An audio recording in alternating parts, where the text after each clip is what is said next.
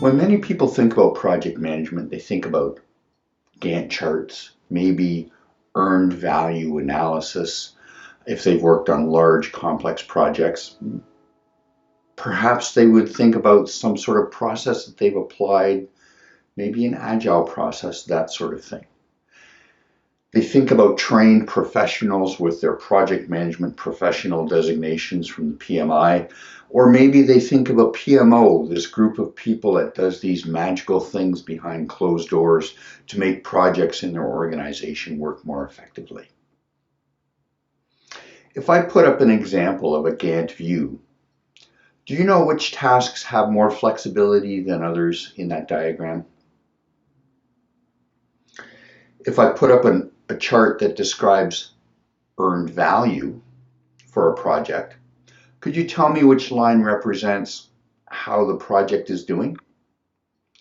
How about the differences between how schedule is being consumed and how money is being spent, and the variances between those? Or what the heck does BCWS stand for?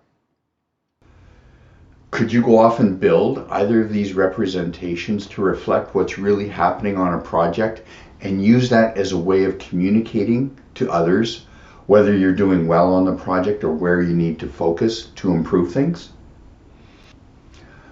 These tools, Gantt charts, earned value analysis, and there's many, many more of these things, they have their place in large, complex projects that are perhaps mission critical, that have people that are trained to look at projects through these lenses, to understand these nuances and to make tweaks to make sure the project goes along better.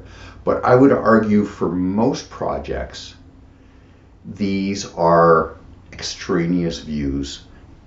And one of the challenges that we have, even in those large complex projects, is that not everybody in the project understands what's happening in those views.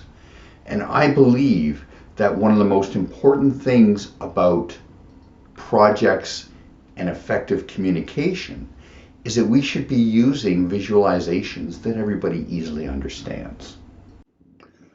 Unfortunately, in my experience, very often we do get these beautiful views of Gantt charts, earned value analysis, whatever you may do, and when you poke around and you look, you find that these have been built on information that really isn't that solid.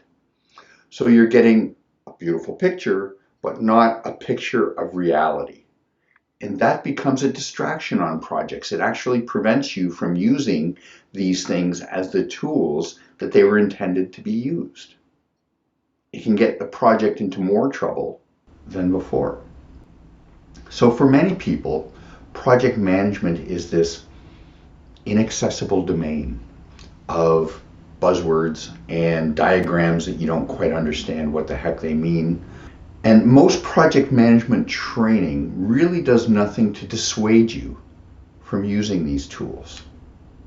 The focus in most project management training is based on this body of knowledge that has been built up over the decades and is focused on learning how to create a standard set of views that aren't necessarily the important things for you to focus on if you're trying to run a successful project.